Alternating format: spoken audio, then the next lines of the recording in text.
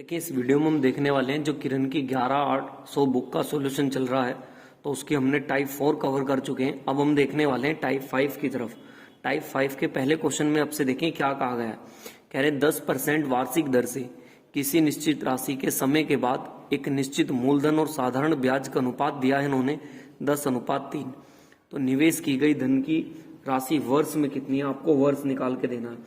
देखिए जो उन्होंने रेशो दिया है ये मूलधन का और साधारण ब्याज का दिया है, मतलब एक तो इंटरेस्ट का दिया है और एक किसका दिया, प्रिंसिपल का दिया। कितना कितना रेशो दिया, ये 3 रेशो कितना दिया 10।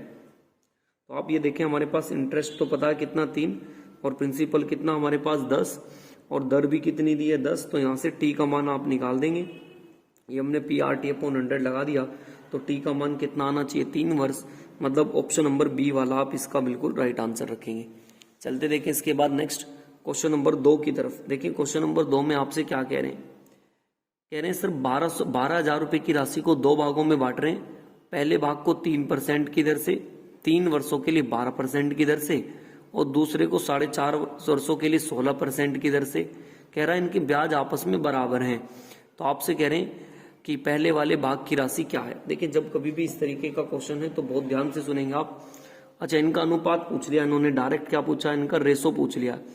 तो एक काम करें आप डायरेक्ट लगा देंगे, फिर से राशि नहीं पता, एक को मान लेते हैं 100x और दूसरे को कितनी मिली होगी 100y। तो 100x को कितना परसेंट की दर से, 3% की दर से कितना 12। तो ये हो गया हमारे पास PRT/100।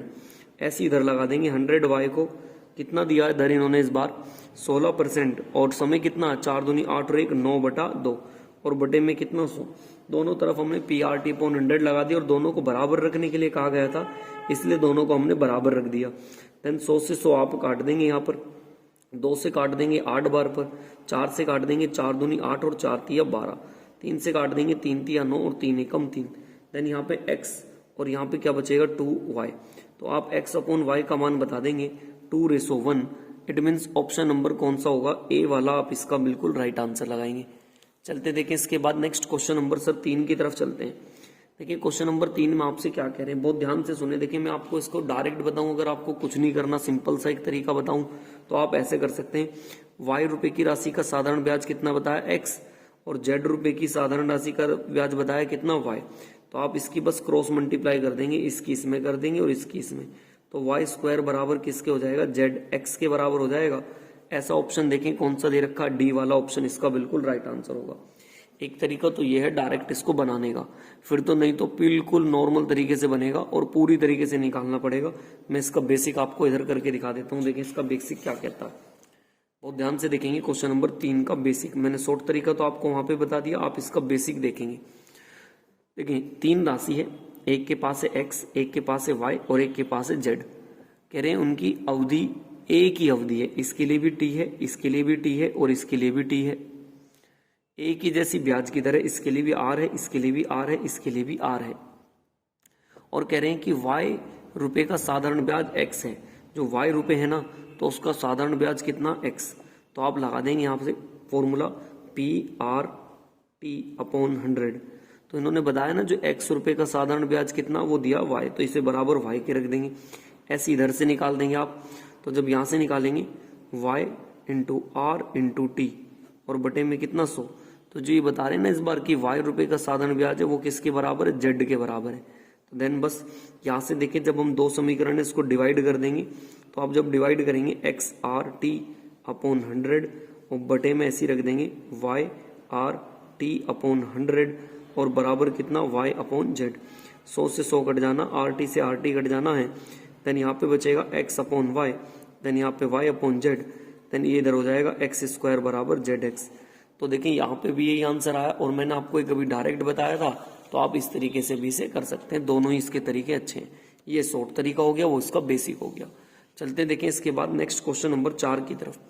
देखिए क्वेश्चन नंबर 4 में आपसे क्या कह रहे हैं, मूलधन और 5 वर्षों में ब्याज का अनुपात दिया है। मूलधन और 5 वर्षों में ब्याज का अनुपात दे दिया। एक तो किस किस का दिया, मूलधन और एक किसका दिया, आई का, मतलब प्रिंसिपल और आई का रेशो दे दिया। इन्होंने दिया 10 और 3। तो यहाँ पे रख देंगे ब्याज तो कितना 3, मूलधन कितना 10 और समय भी दे दिया कितना 5 वर्षों तक। आर का मान आपसे पूछा है और बटे में कितना 100 PRT/100। काट देंगे आप 1 0 से 1 0, 5 दूनी 10, तो आर बराबर आ जाएगा 6%। ऑप्शन नंबर बी वाला इसका बिल्कुल क्या होगा, राइट आंसर होगा। नेक्स्ट चलते हैं, देखें इसके बाद क्वेश्चन नंबर 5 की तरफ। देखिए क्वेश्चन नंबर 5 में आपसे कह रहे हैं 69,000 रुपए की कुल राशि को 3%, 5% और 8% वाली योजनाओं में निवेश करते हैं और तीनों योजनाओं से समान ब्याज 3% की दर से निवेश हुआ है। तो बहुत ध्यान से देखें, जब भी ऐसा क्वेश्चन आए तीनों को एक एक वर्ष के लिए, तो मैंने आपको बताया था एक फॉर्मूला है, आप डायरेक्ट याद रखेंगे। ये तो बताया था जब मिश्र धन बराबर हो, अब एक याद रखेंगे जब ब्याज बराबर हो। तो जब ब्याज बराबर हो तब क्या करना है, जब ब्याज बराबर दे रखा हो तो आप यहाँ से P1, P2 और P3 का रेशो निकाल सकते हैं। तो ये होगा 1/R1 T1, 1/R2 T2, 1/R3 T3। ये कब लगाना आपको, जब भी क्वेश्चन में कह दे कि ब्याज बराबर है। तो काफी सारी कैलकुलेशन आपकी बच जानी है।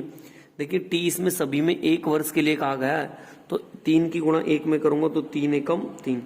यहाँ पे करेंगे हम 5 1 वर्ष के लिए, तो 5 गुणा 1। यहाँ पे करेंगे 8 गुणा 1।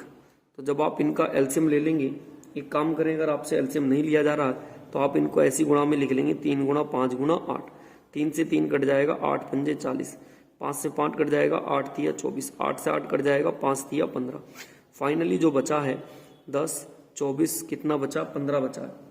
देखिए जिसका हिस्सा पूछ रहा वो तो लिख देंगे ऊपर, है कितने में से उसे लिख देंगे नीचे 79, और टोटल पैसे कितने दिए 7900, ये इससे कट जाएगा और आंसर कितना आ जाएगा 4000।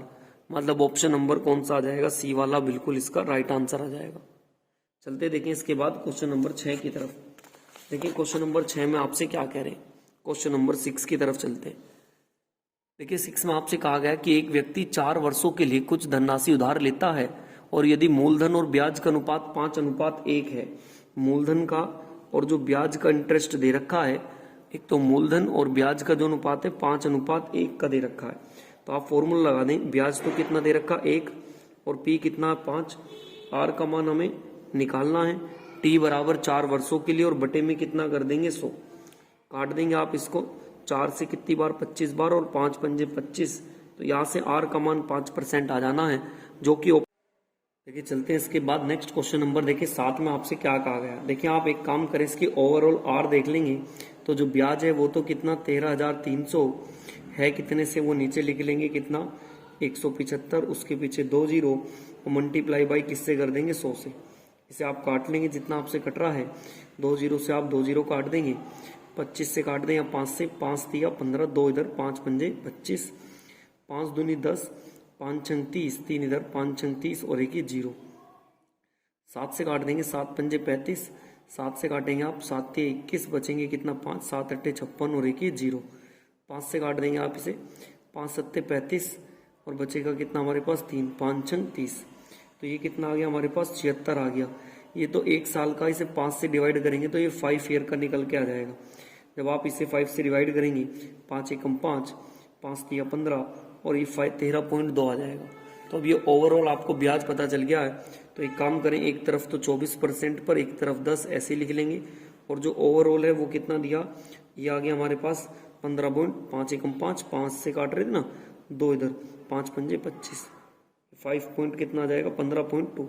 तो यहाँ पे लिख देंगे 15.2, बस घटा देंगे, इसको इधर लिख देंगे 8.8 और इसको इसमें घटा देंगे तो कितना 5 भाई ये 15 है ना, 10 में से जाएगा तो काट देंगे आप यहाँ से, पॉइंट से पॉइंट कैंसिल आउट, तो ये 13 और 22 का रेशो आ जाएगा। तो 7 का आंसर देखें 13 और 22, मतलब ऑप्शन नंबर डी वाला इसका बिल्कुल क्या होगा, राइट आंसर होगा। नेक्स्ट चलते हैं, देखें इसके बाद क्वेश्चन नंबर 8 की तरफ। देखिए क्वेश्चन नंबर 8 में आपसे क्या कह रहे हैं, 5 वर्षों के लिए मूलधन और इसका अभी मैंने आपको कराया भी था ऊपर, मूलधन और ब्याज का रेशो दे दिया है, कितना कितना दे दिया है 10:7। पहले क्या कहा, साधारण ब्याज, मूलधन का और साधारण ब्याज। तो मूलधन कितना हमारे पास 10 और साधारण ब्याज कितना दिया इन्होंने 7। तो आप इसी में रख देंगे, साधारण ब्याज है 7, मूलधन है 10 और 5 गुणा आर और बटे में कितना 100। काट देंगे जितना आपसे कटेगा, 5 दूनी 10, जीरो की जीरो, 1 जीरो से 1 जीरो, तो आर का मान यहाँ से आ जाएगा कितना 14%। मतलब ऑप्शन नंबर वाला डी इसका राइट आंसर होगा, 14% आ जाएगा। नेक्स्ट चलते हैं, देखें इसके बाद क्वेश्चन नंबर 9 की तरफ। देखिए 9 में आपसे क्या कहा गया कह रहे 5,000 रुपये की राशि है और इतने परसेंट की दर से और इतने को इतने परसेंट की दर से दिया गया है। तो आपसे पूछ रहे हैं कि क्या साधारण ब्याज क्या बताया, इसका ये दुगना है। पहले वाले का इन्होंने बताया कि ये दुगना है। देखिए किसके जैसा क्वेश्चन बिल्कुल सेम ऊपर जाके जा चुका है, तो आप इसे बिल्कुल उस तरीके से कर लेंगे। क्वेश्चन नंबर 6 जो टाइप 4 है उसका क्वेश्चन नंबर 6 बिल्कुल सेम इसी के तरीके का। अगर आप नहीं भी मानते तो आप एक काम करें, 36 18 और 2 20 बटा कितना 3, ये तो हो गया आर, और टी कितना दिया इसका 5 चौक 20 और 21 बटे 5, तो आर इंटू टी ब्याज हो गया, उधर निकाल देंगे। कितने वर्ष में कह रहे हैं 4%, 4 दूनी 8 और 3 कितना 11 बटे 4। जो ये वाला साधारण ब्याज है ये इसका कितना दुगुना है। आप इसकी कैलकुलेशन कर ले, रेशो निकल के आ जाएगा।